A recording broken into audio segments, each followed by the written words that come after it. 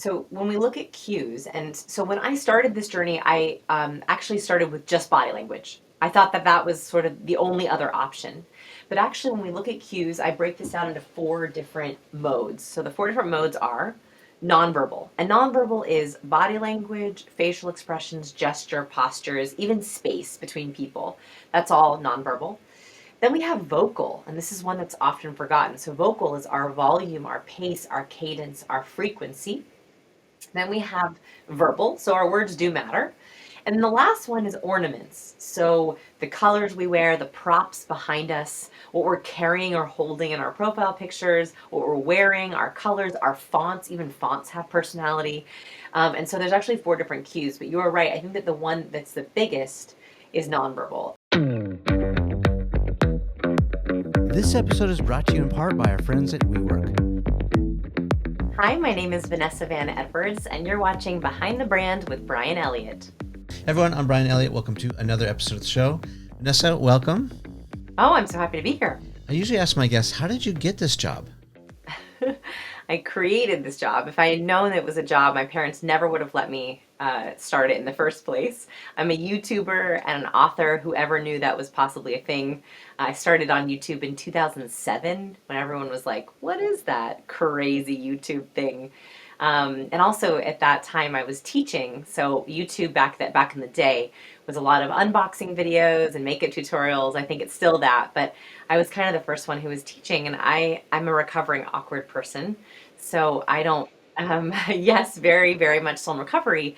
And so I started this little channel, I thought, for other recovering awkward people. And back then I was like, oh, if 30 to 40 people listen to my videos, I'll be so happy if I can help the 30 or 40 awkward people who are on YouTube. Little did I know, 50 million views later, that there was a lot of recovering awkward people, that so many of us feel awkward. And so that's how I ended up getting the job, by accident and to find my people. I tell origin stories in the series, and let's take it way back to the beginning, to young Vanessa. What were you thinking about when you were a little girl? What did you want to be when you grew up? It's funny. I wanted to be a teacher. So much so that we had like a little side room off of our garage that was like not really used for anything. And I begged my mom to turn it into a classroom. I wanted to put up a chalkboard, and I wanted to put chairs, and I would teach all my stuffed animals, pretend classes. I am a teacher now, although it looks really different than I thought. I don't have a chalkboard, although maybe I could. That would be a cool old school thing to add to my YouTube videos. But who knew that I'd end up being a teacher this in a totally different way than I ever thought. Where do you think that came from? We were talking off camera that your dad was a lawyer. Yes. Both my mom and dad are lawyers. They met in law school. They lived in the married dorms. How cute is that? Entertainment lawyers together. I think that when I was a teenager, I'd always thought maybe I'll be a lawyer. That's what my parents do, and I had a lot of lawyers around me. I thought, oh, maybe I'll go get my law degree. And my mom signed me up for a conference when I was about 16. It totally changed my life. It was a money conference, and they taught this. It was a 3-day conference in the convention center in Pasadena. My mom, we got there together. She said, I'm going to take you to this conference because I want you to be financially free. I'm not, but I want you to be financially free. And so we went into this conference, and they taught this concept, which I had never heard at the time. And by the way, this is back in 2000, yeah, 2001. And so it was a long time ago, of this idea of passive income. I had never heard of this concept before. Now it's quite talked about. But back then, this was a radical concept that you wouldn't be paid for your hours. And my mom, as a lawyer, said, I am always paid for my hours. If I want to make money, I have to work, which means if I want to have dinner with you, I'm not getting paid for an hour. If I want to go to your school recital, I'm not getting paid for an hour. And she said, I never want that to happen to you. And so this conference opened my eyes, and they had this big slide. I'll never forget it. It said, all the ways that you can get passive income. And there was columns: vending machines, real estate, stocks. And one of the little tiny columns was teaching, books, and content. Okay, because YouTube didn't even exist back then. And I thought, oh, teaching, that's the word I like. And they went through each of the columns. When they got to that one, they said, teachers who go to school, they have active income, but there's other ways to be teachers. You can write books, you can write workbooks, you can be a speaker. And that was the first time where I thought, maybe that's something that I want. And so that seed planted and stuck all the way through college. And we can talk about college, what activated it. But that seed had always been there. And that came from my mom as a gift from her. Yeah, that's so great. And I like to identify signals a lot because I think in my life I've had these single signals. Some of them I've totally picked up on, like you did, that seed was planted or whatnot. And others I completely missed until it came kind of back full circle and I realized, it's been, like little alarm bells have been going off. And why is it only now that I'm hearing them? Yes, yes. I think for too long I ignored the alarm bells of relationships matter more than skills. So that one took me a long time to get. In college, I was all about how many classes can I fit into my schedule.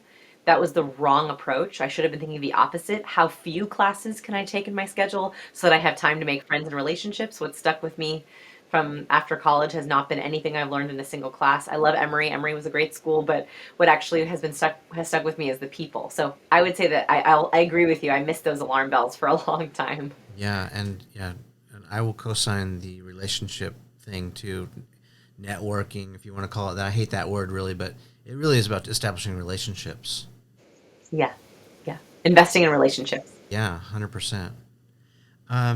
So let's talk about this book. Um, what was the inspiration behind it, and break it down into some of the things that we ought to know. Yeah.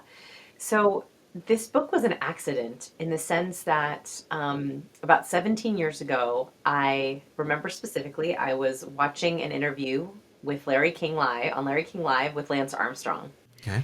And it was an interview where Lance Armstrong insisted he wasn't doping.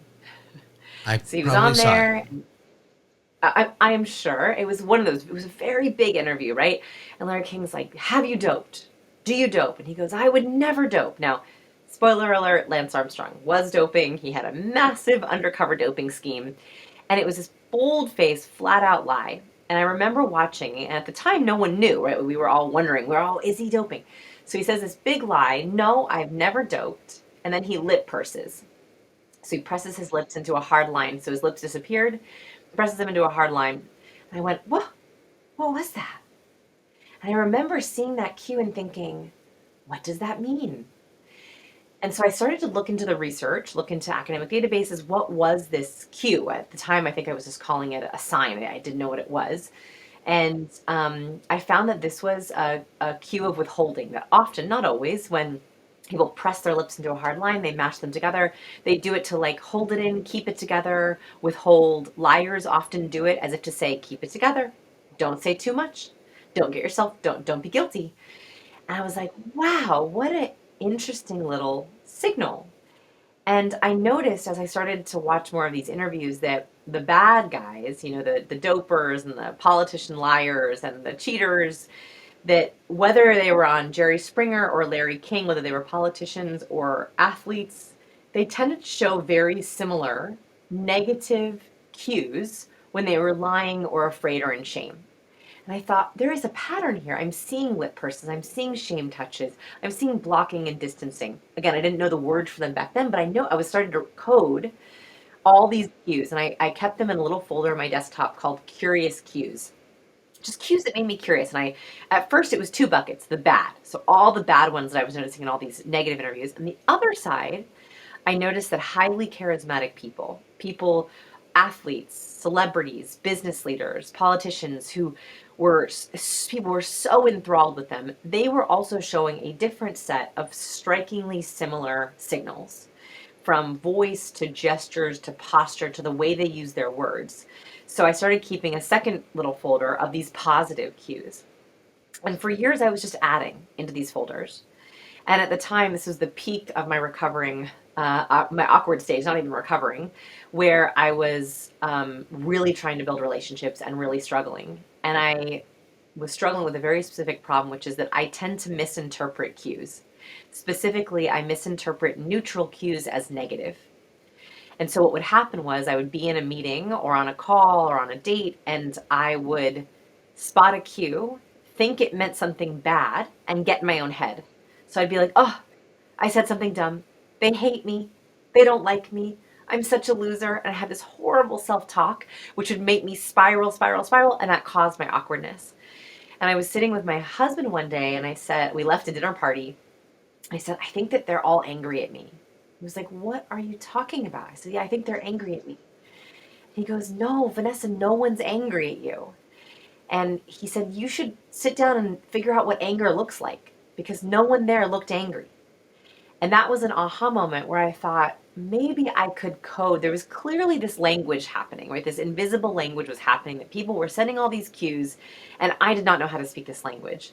And so I, at the time, spoke a couple of different languages. I speak Spanish, and I thought, I wonder if I could study for cues like I study for a foreign language, where just like in a foreign language, I make vocab words, I think about how cues go together to make sentences, and so as I began to study for cues like a language, I realized that you really could code it. And that was the start of cues. I had no idea it would end up being a book 17 years later. But over the years, I came up with this system that works, that allows people to speak and see this, makes this invisible language visible. Yeah, so relatable. I have felt that way so many times. Like, and even so I have one of these, RBFs. Like, Yeah. I get asked frequently, are you okay? What's wrong? And I'm often caught off guard and thinking, oh, no, I'm just in my head right now, you know. And so I'm putting off this vibe, this nonverbal cue, just with my face just sitting there. I have to consciously now think about it and put a little smile on my face, or turn my eyes up a little bit so that I don't communicate the wrong message. Especially, when I'm talking to someone interesting like you, an intellectual. Sometimes I get drawn into the conversation to the point where it's like I'm a little bit mesmerized, and I'm also like I'm internalizing, but also kind of unpacking what you're saying while you say it, and so it makes me think about my nonverbal cue. How am I communicating nonverbally to you as I'm listening? Even it's super Yes. interesting. Well, first, you are so right in that RBF is real, and I call it resting bothered face. So, resting bothered face makes you look like you're bothered, tired, upset, angry, irritable, stressed, even when you're not. And I break this down in the book because this is actually a really important thing to know about yourself is what does your face look like at rest? And a lot of this has to do with the shape of your facial features. So, for example, my face at rest looks sad. And the reason for this is because if I rest my face, in a second, I'm going to rest my mouth, you will notice that the corners of my mouth angle down, they point down. So at rest, the corners of my mouth point down. That is similar to a frown. So when we are sad or upset, we pull the corners of our mouth down into a frown and we pout out our lower lip. And we recognize that as a universal signal of sadness. So at rest, where the shape of my mouth makes me look on the way to sad. I have the same problem with my eyes. I have a lot of lid in my eyes. So, and by the way, none of this is right or wrong. It's just very important to know about yourself. So I have a lot of lid, like you see a lot of my lid. That can make me look tired. So if you see a lot of someone's lid, it looks like they're half closed. But actually, my eyes are open. You can see a lot of my lid.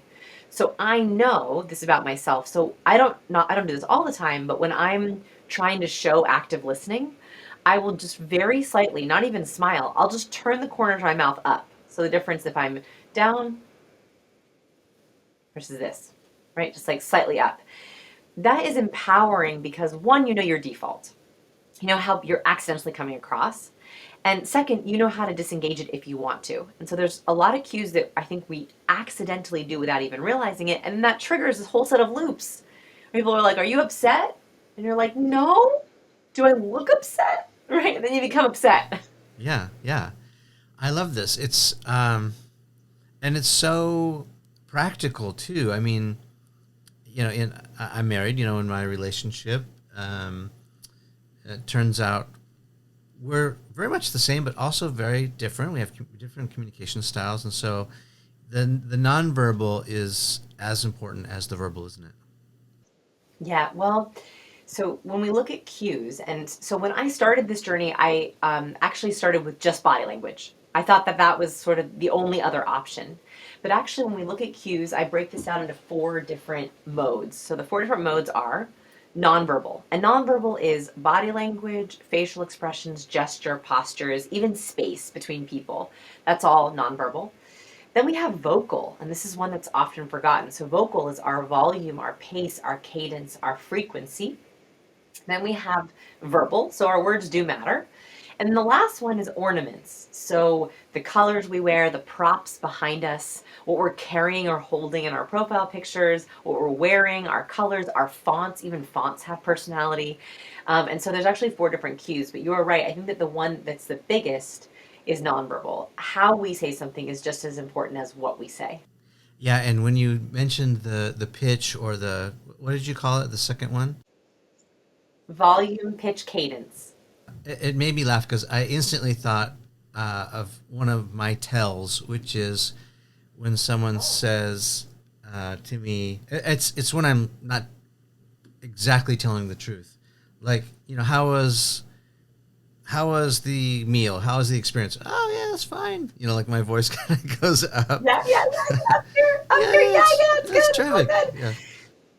Yeah. So, can we talk about why that happens? Because it's a very interesting sort of biological mechanism. So, it's very cool that you identified that. I think people who are really intuitive with cues will read the book and be like, oh, that's why I do that. And the moment we say, oh, that's why I do that, we are able to take control of it. So, when we are anxious, or uncomfortable or about to lie or trying to not lie, right? Like those white lie situations where you're like, yeah, that dress looks great. Yes, I love it. Oh, yeah, the meal was delicious, right? Like those moments where you're like, oh, this is so uncomfortable. Your body tenses, right? Your body is preparing for action. It's preparing to be defensive, so protect itself, or offensive, spring into action.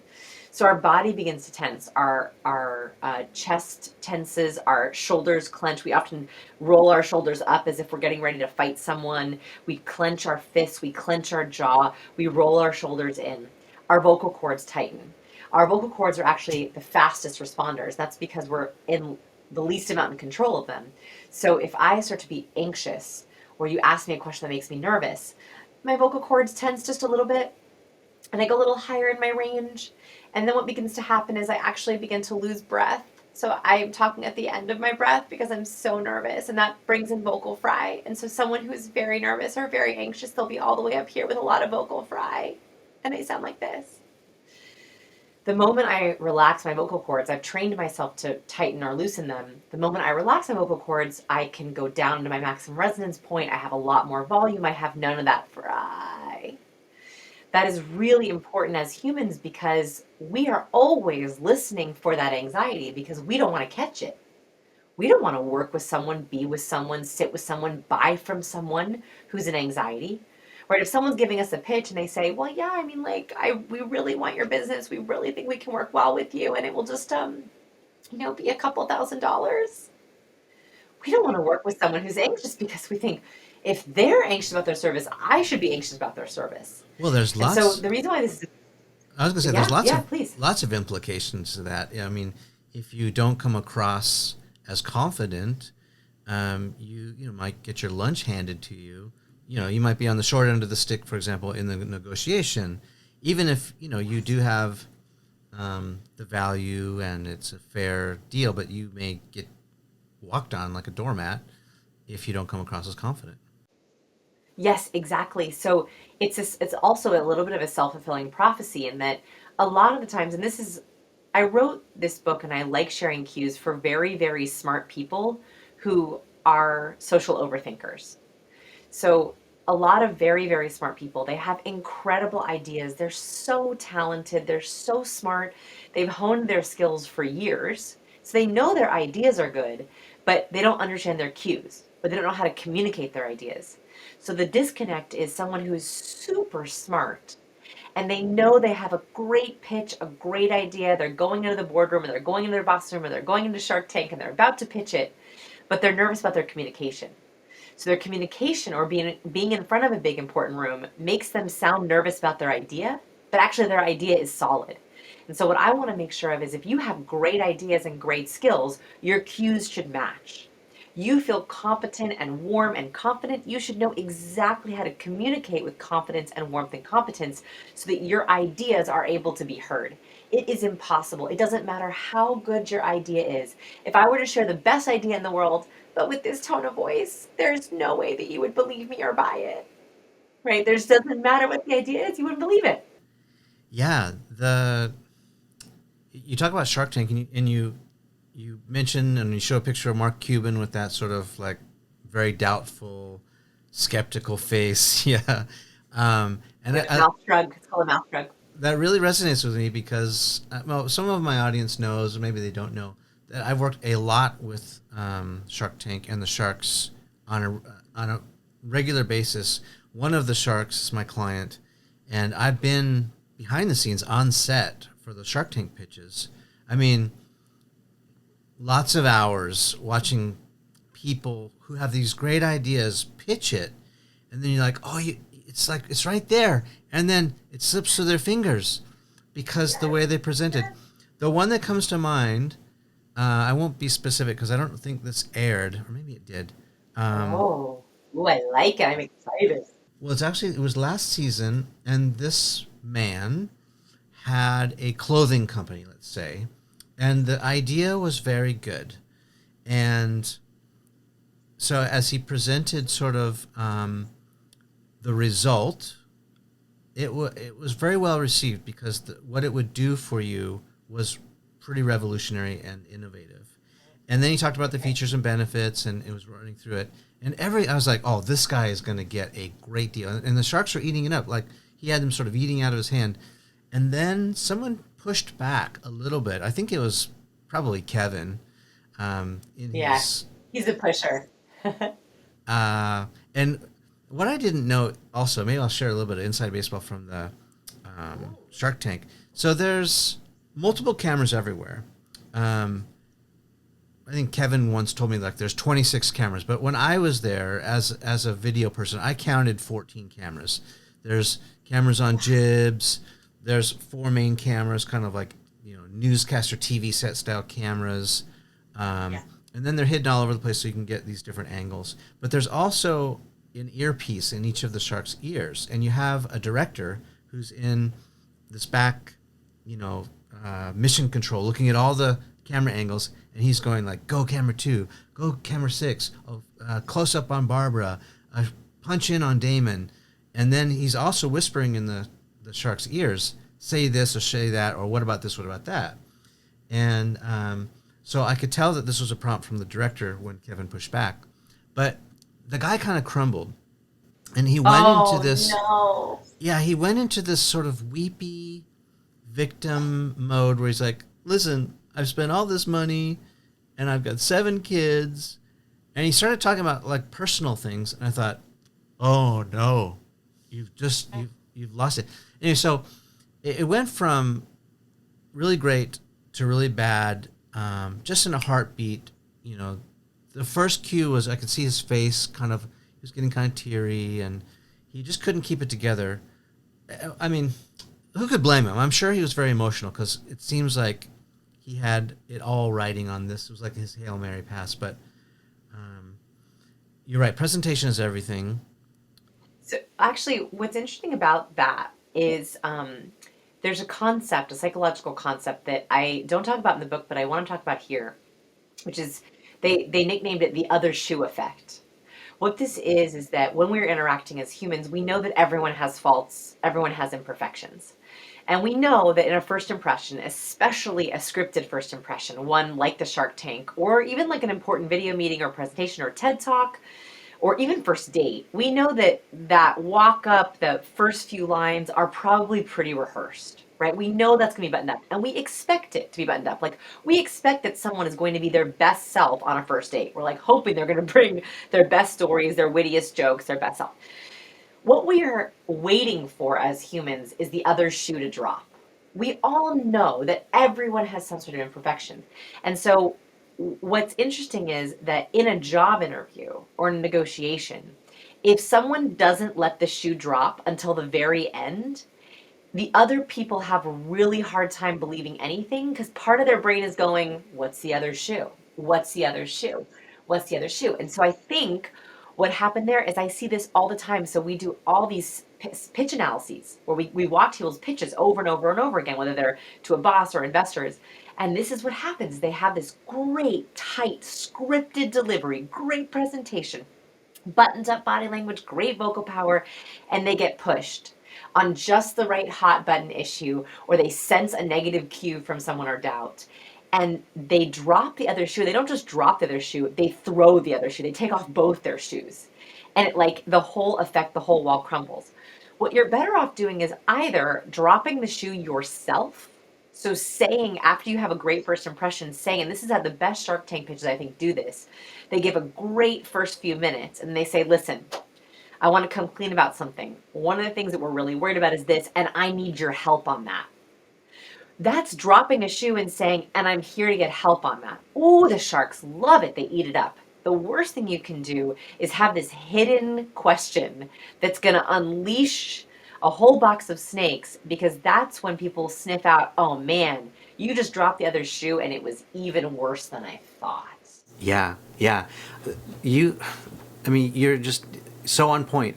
And it makes me think of this idea that that we're fronting in our personal lives and our professional lives, and Yeah. and it's a joke.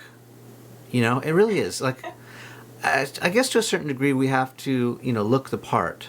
Um, Yeah. in production, it's funny. I'll tell you another story that. Ooh, tell me, I love stories. Well, so if we're shooting a commercial, for example, and let's say it's a six-figure budget. So, we have cameras of all different sizes. And these days, mirrorless DSLR cameras like a Sony A7 IV or a Canon R5, these are tiny little handheld cameras that are about $5,000. They can shoot, what you would see on TV. And Wow. you don't need like the big honking, camera that they use on the Shark Tank set. And yet, what we do deliberately is we know that if it's a six-figure budget, the client is going to say, wait a minute, my brother has that camera. Why is this on my six-figure set? So we purposely have to bring the bigger cameras, even though they're not even, as good, or they're heavier and less convenient. But we do it for perception, because perception's everything. But it kind of reminds me of this fronting. You're so there's actually science behind this. I don't even know if you realize this. This is so I never heard that story, but that's such a good story. I have to share that because they have found that when they put resumes, they take resumes from different job candidates and they put one on a flimsy clipboard, like just a very thin plastic one, and one on a heavy wooden clipboard. The heavier the clipboard, even if it looks exactly the same, the more serious that candidate is judged. So in other words, if you are reading a candidate's resume on a lightweight clipboard, you think of them as less competent and less serious than the exact same person on a heavy clipboard. So we have that's a great example of an ornament cue. That something about the bigness of the cameras shows that you're serious. That you wrapped them up and you brought them and you hauled them, which means you have to care. So my whole thing is I would think of this less as fronting and more as if we are all speaking this invisible language, right? If your clients don't even realize that they're upset that you bring the small cameras, and you at least know that you're going to bring the big cameras, at least you are calling out the hidden language that's being spoken. I think too often people who are very smart and very talented are overlooked and underestimated because they are just accidentally sending the wrong cues. They're accidentally bringing the small camera, and they don't know why people are not taking them seriously. And so I would say is, yes, I think we have to front, which just means being purposeful. That if you know that you want to be taken seriously, competent, friendly, trustworthy, you know exactly what cues you have to bring to align your social goals with your reality. So I think that that's what it is. We're putting a word to this language that's already happening. Yeah, and I'm glad you made that distinction because I think there is a very big difference between fronting, which is like pretending to be something you're not, and being strategic. And that could be putting on a little extra lipstick, like you said, because you're going to be on camera. Yes. That's strategic. Yes. Or Yes. the reason I decided, I was driving a very economical Honda Civic It must have had 276,000 miles on it, and and things were going better for me in my career. I had saved money as a result by driving this car so many miles, but I was earning more as a director and pulling up to set in this old beat up car, and I was getting these looks like, huh. And I realized that I didn't look the part because I was getting paid X and my car looked like Y, and it's sort of also strategic. I didn't want to like I don't know, not for the buy it for the vanity, but I upgraded my car as a result. Um, Respect. For respect. To get respect. yeah, Yeah. I guess that's what it was. But also, same reason I bring the big camera is to be strategic and align with what I felt. What I was earning. I would look the part, if that makes sense. And also, I think we're in a very unique time period here where this is mattering more than ever. And here's why. I think we have all gotten very good at buttoning up our digital first impressions, right? If you look at someone's social media account, their life looks like a highlight reel, right? Like they have the perfect face tuned photos. Every caption is perfectly thought out. They have a grid that's a perfect myriad of their business or their life or their success. And you have all these influencers, and I am one of them, so I am guilty of this, of curating this perfect, and I'll say, I won't even use the word perfect, purposeful digital first impression, this digital impression. So we all know we're all curating, right? If you go to my Instagram, you will know that I've thought about every single cue in my profile picture down to my last post. In fact, Mark Cuban is in my last Instagram post. And there's reason for that, right? So that you know that's curated. We both know. So what happens is when we show up on video, in person, or in a spontaneous interaction of any kind, we are paying even more attention because we're like, ooh, this is the part where I'm going to see something. So someone might look at your website, Brian, and be like, "Whoa, he's worked with Caesar Milan, he's worked with Kevin, he's so successful." And so then they're waiting to see what shoes is he wearing, what watch is he wearing, how does he speak, is he charismatic? And I have the same issue, and we all are having this issue where a job interviewer or a negotiator looked at everything online and went, "Oh, this is buttoned up. Where's the other shoe?" And so we're even more paying attention to all these cues. Yeah. And to your point, I think we can use maybe the word is vulnerability, or I think that's what you're calling the other shoe. It's like the real story. I think we could use that to our advantage. And I think you're exactly right. By being the first to volunteer, I'm sure if I was good at debate and I could remember whether it's straw man, steel man, etc., there's a strategy behind dropping your weakness first and and getting it out in the open so that you can talk about it and be the first one to reveal it instead of it being revealed on you. And by the way, I like to think about realness, vulnerability, weakness. Those are not negatives. So in the book, I talk about warmth and competence, that every person in interaction is trying to judge our warmth and competence. How trustworthy are we? How warm, collaborative, friendly? And also, how smart are we? How capable, how productive, how efficient? I actually don't think that vulnerability or weakness is neither of those. I think it's warmth. So when I share a weakness, when I share, oh, not even a weakness, when I share, oh, I'm wearing fuzzy socks or I had to put on more lipstick, that is actually not a negative. That is not detracting from my warmth. It's actually adding to it.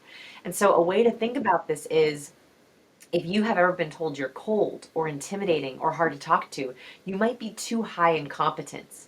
And adding realness and vulnerability is not a takeaway, it's not a weakness in a bad way, it's actually adding warmth.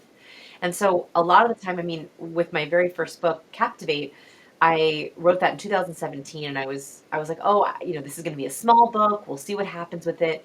And for most of the book I was trying to pretend I was like a scientist. I wanted to be taken very seriously. And my editor returned back my first draft and she said, "Vanessa, I love the science in this book, but it doesn't sound like you. The voice in your book does not sound like the voice I listen to when I listen to your YouTube videos, when I listen to your social content, when I talk to you." She said, "I love it, but it's not you." And I went, "You know what? You're right. Like I'm trying too hard on the confidence side. I'm fronting and it's not real." And so I spent another couple months, I extended my deadline, and I rewrote it in my voice with more eyes, with more vulnerability. And I changed the opening line of the book, which was done in the 11th hour and was a game changer for the book, where I open up the book with, instead of "the signs of people will change your life," I changed it to, "My name is Vanessa and I'm a recovering awkward person." And I have not, hundreds of thousands of people have told me they bought that book because of that opening line. And so that was a aha moment for me, that wasn't sharing a weakness or trying to, drop my shoe because it was bad. That was actually showing my dirty, holed shoe because it was good. And so I would say to everyone, like, if you have vulnerability or a weakness, that's truth, that's warmth, that's wonderful. Yeah. So let me ask the other side of the coin, because it's hard for me. I tend to be. I wear my heart on my sleeve. I think that's one of my weaknesses, at least according to me. Okay. Like if I'm upset, or I'm sad, or I've been knocked down, it shows in my face, and I can't get around it. Right. Which is good, by the way. Okay.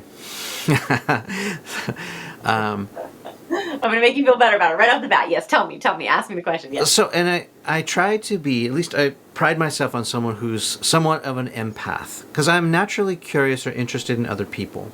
Like, I want to be a light, for example, if there's darkness. That's the whole reason I started this series in the first place, is because in 2008, when I cut the cord from my corporate job, thinking this was the greatest idea ever, that the timing was fantastic, I was sailing into this perfect storm, and just like all the best laid plans, all the budgets, all the clients, everything just went away.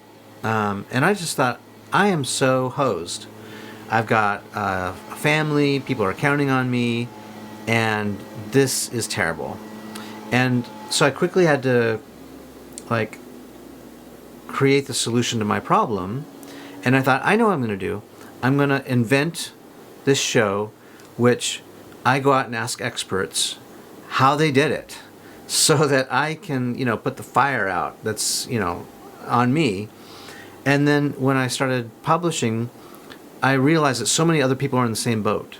And I thought, oh, okay, well, this is why I'm doing this, because I want to help so many other people who felt stuck like me or hopeless like me, or and I want to help them improve their lives, their business, get back on track. And even, I think being an entrepreneur is fun and sexy and all that. It's not for everyone.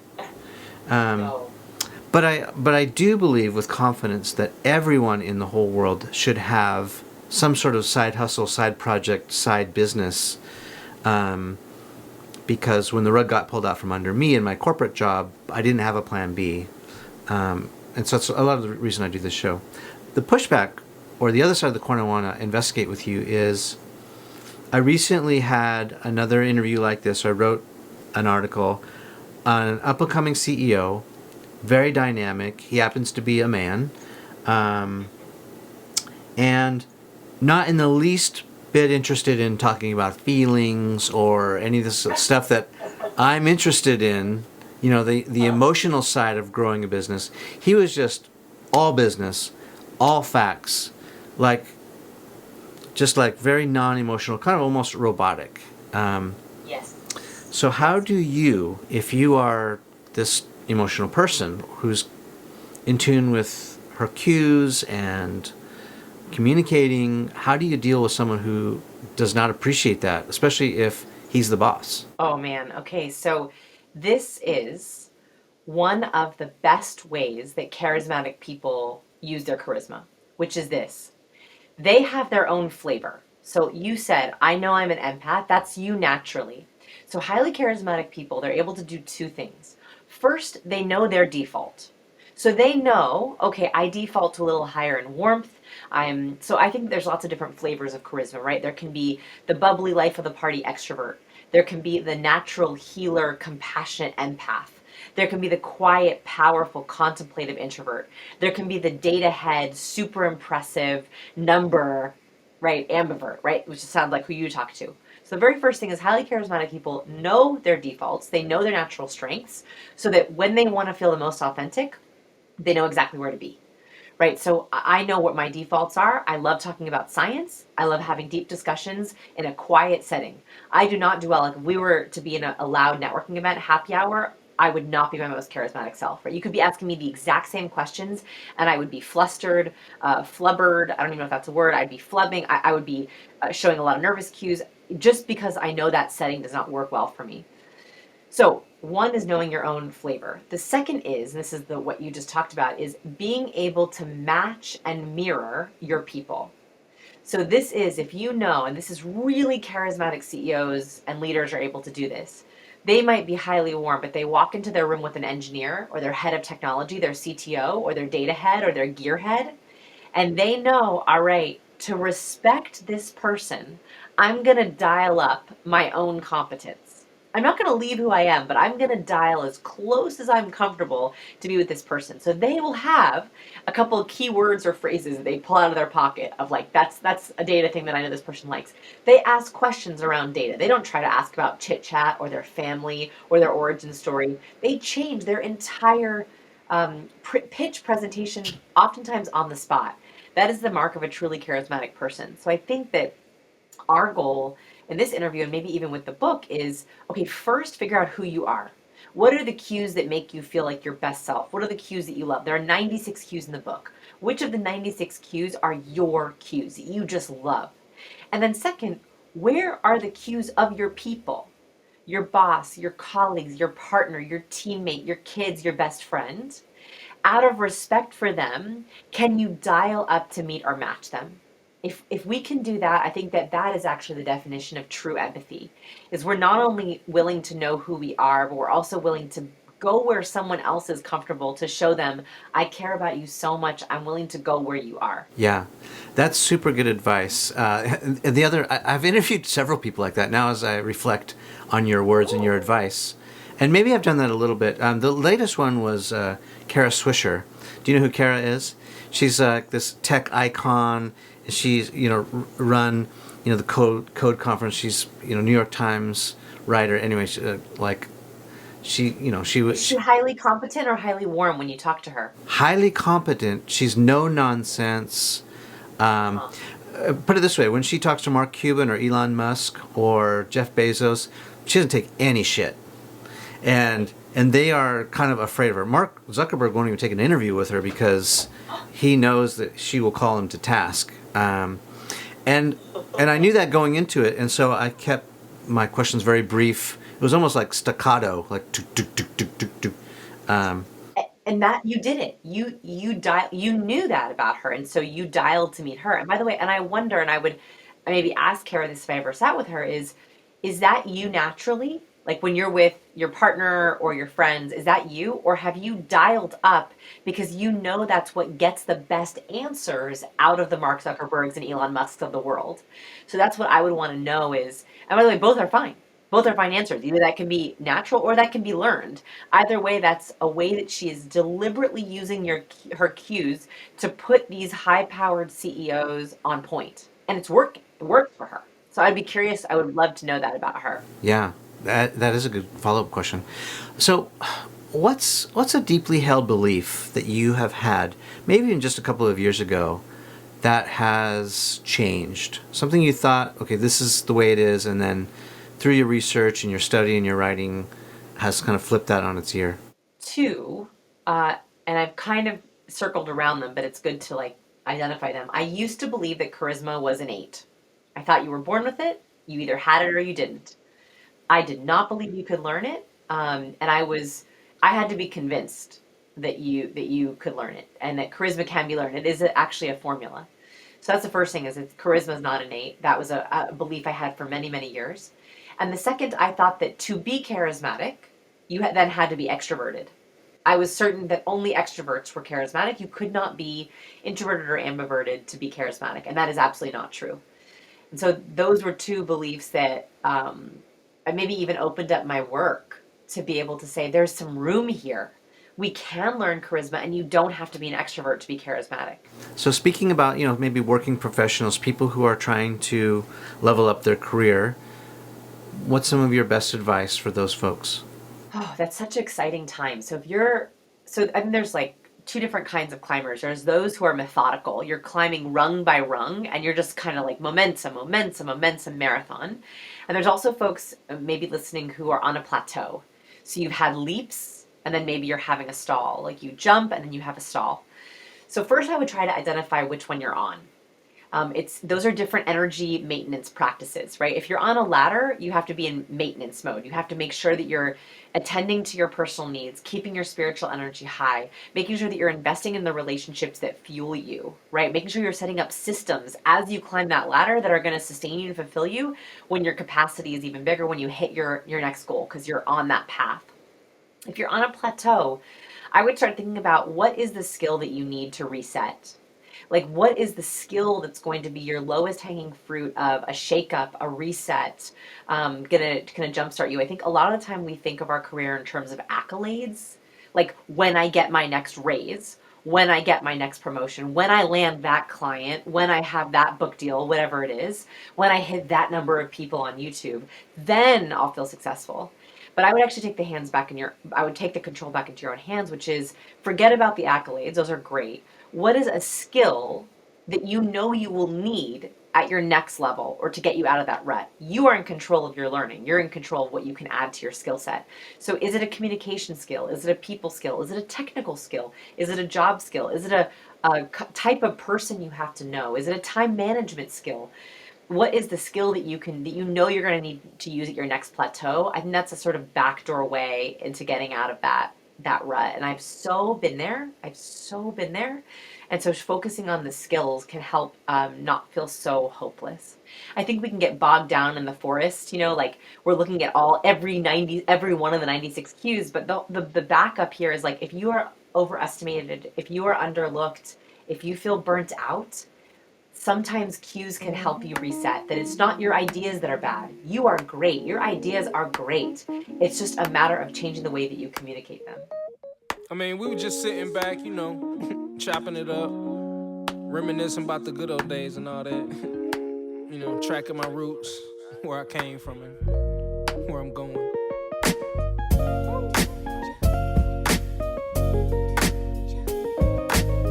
But like I say, man, always said it.